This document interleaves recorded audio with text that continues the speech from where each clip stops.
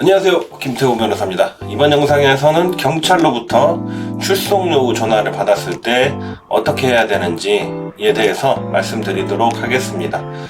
과거에는 검찰에서 수사를 지휘를 했고 저희 변호사들은 고소장을 제출할 때 관할 검찰청에다가 제출을 했었습니다. 최근에 수사권이 조정이 되면서 검찰의 직접 수사 범위가 상당히 줄었죠. 그래서 대부분의 초동 수사는 경찰에서 하고 있습니다. 그래서 고소장을 접수를 할 때도 관할 경찰서에 해야 됩니다. 그렇지 않으면 이제 반려당하죠. 자, 그래서 경찰 수사가 과거보다 중요해졌는데 이제 고소장을 접수를 하면 가장 먼저 하는 게 뭐냐? 바로 고소인 조사를 합니다. 고소장을 낸 사람을 먼저 조사를 해서 어떤 내용으로 고소를 했고 피고소인이 누구고 어떤 혐의가 증거가 뭐가 있는지 이것저것 물어보죠. 그 다음에 이제 고소인 조사가 어느 정도 마무리돼서 경찰이 사건 파악이 되면 그 다음에 이 피고소인을 소환합니다. 소환할 때 소환장을 보내는 경우도 있지만 전화로 출석 요구를 하는 경우가 대부분이죠. 그래서 여러분들도 사시다 보면 경찰로부터 몇 며칠까지 출석해달라 이런 요구를 받으시는 경우가 있는데 그럴 때 어떻게 하는 것이 좋은지에 대해서 한번 말씀드리도록 하겠습니다. 자, 첫 번째, 일단은 경찰에서 여러분들을 불렀기 때문에 당연히 여러분들한테 전화를 한 경찰관에게 물어봐야 되겠죠. 먼저 얘기해 주시는 경우도 있지만 가장 중요한 거는 쫄지 마시고 당당하게 내가 무슨 혐의로 조사를 받아야 되냐 이렇게 물어보시기 바랍니다.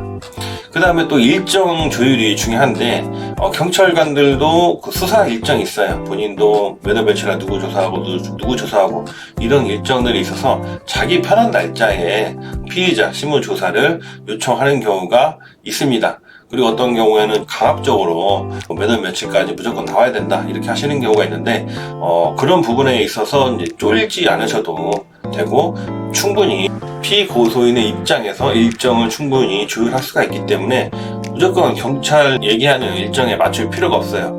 그리고 어떤 사유를 무슨 사유로 그날을 해야 되냐 그러면 고소장도 내가 봐야 되고 연락 복사를 해야 되고 또 변호사랑 선임도 할 수도 있고 동행할 수도 있고 상담도 받아야 되고 당연히 피의자로 조사를 받는데 변호사 조력이나 상담이나 이런 거 필요하잖아요. 그래서 이런 부분이 필요하기 때문에 당연히 시간이 필요하다. 그리고 몇 월 며칠 날 개인적인 일이 있다 이런 식으로 해서 조율을 하셔도 됩니다.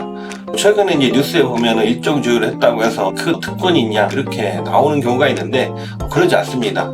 힘이 없는 서민 이런 사람들이라 하더라도 경찰관한테 전혀 꿀리거나 그럴 필요가 없어요. 일정 부분에 있어서 충분히 조율을 하시고 또 고소장 열람 복사나 변호인 상담 이런 것도 필요하기 때문에 일정 조율을 충분히 하실 수가 있습니다. 그래서 경찰관의 일정에 맞추실 필요가 없습니다.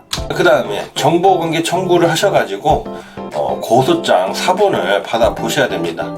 왜냐면은 내가 만약에 피의자로 조사를 받으러 가는데 이게 형사처벌 관련된 거기 때문에 상당히 중요한 문제예요. 심하면 징역 갈 수도 있고 벌금 낼 수도 있고 집행유예 받을 수도 있기 때문에 정말 심각한 문제입니다. 그럼 당연히 고소장을 받아야 되겠죠. 그런 경우에 이제 고소장 열람복사를 어떻게 하느냐, 과거에는 열람복사 신청을 따로 하고 좀 복잡한 게 있었는데 최근에는 이제 정보공개 청구 포털 이 사이트가 있어서 상당히 편하게 정보공개 청구를 통해서 고소장 사본을 받아볼 수가 있습니다. 그래서 이 정보공개 청구를 통해서 고소장을 받아보시기를 바랍니다. 그 다음에 고소장 여러분들이 받아보셔서 이런 부분으로 고소를 했구나 그러면은 대충 누가 고소했는지도 아시는 경우도 있을 수 있고 모르는 경우도 있을 수 있겠지만 이제 어쨌든 본인의 과거의 어떤 일 때문에 고소를 당하는 거죠. 그래서 내가 이런 일이 있었는지 알고 있습니다.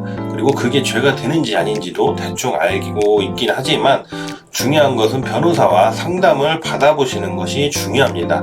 왜냐하면은 내가 알기로는 이게 죄가 되는데 안 될 수도 있고 또 많은 경우는 내가 알기로는 이게 죄가 아닌 것 같은데 위법 행위가 될 수도 있습니다.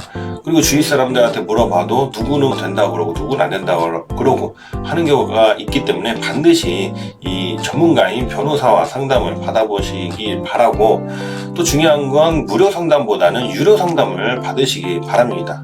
어떤 경우 무료 상담을 받으면 그 변호사님도 뭐 시간 내서 상담을 해드리는 거기 때문에 이거를 사건 수임으로 연결시키려고 내담자를 약간 겁주거나 그런 경우가 있어요. 그래서 유료 상담을 받을 경우에는 상담료를 내기 때문에 솔직히 사건 수임을 안 하더라도 상담료를 받아서 이 선에서 끝낼 수 있는 방법을 얘기해 주는 경우가 많이 있습니다. 이런 경우에 이렇게 행동하시면 좋겠습니다. 이렇게 상담을 해 주시는 경우가 있기 때문에 상담료가 아깝다고 생각을 하지 마시고, 왜냐면 처벌받거나 나중에 일이 꼬이면 더 큰 손해를 봐요. 그래서 어차피 고소를 다 했기 때문에 미리미리 대비를 한다는 차원에서 변호사와 유료 상담을 꼭 받으시기 바랍니다. 자, 변호사와 상담을 해서 고소 내용이 어느 정도 법적으로 파악이 됐다 싶으시면 이제 조사를 받으시는 거죠. 조사를 받으실 때 혼자 가셔도 되겠지만 변호사와 동행하셔도 되고, 만약에 변호사님을 선임을 하셔서 동행을 하시면 그 변호사님이 말씀하신 대로 움직이시면 되고 진술도 하시면 됩니다. 그런데 이제 혼자 조사를 받으시는 경우가 있어요. 아니면 변호사님과 동행을 하더라도 가끔 보면 이제 피의자 분이 경찰서에 출석을 해서 억울하다 이런 느낌을 많이 있는 경우에는 또 억울하지 않아요. 본인은 억울하지 않은데 죄를 진 게 분명한데 억울하다고 내가 느끼는 거죠. 그런 경우에는 앞에 있는 경찰관한테 자기의 어떤 과거 일이나 이런 것들을 막 설명을 하려는 경우가 있습니다. 그런데 절대로 이 앞에 있는 경찰한테 사건이나 이런 일, 본인의 사업 이런 것들을 굳이 묻지도 않았는데 설명을 하실 필요는 없어요.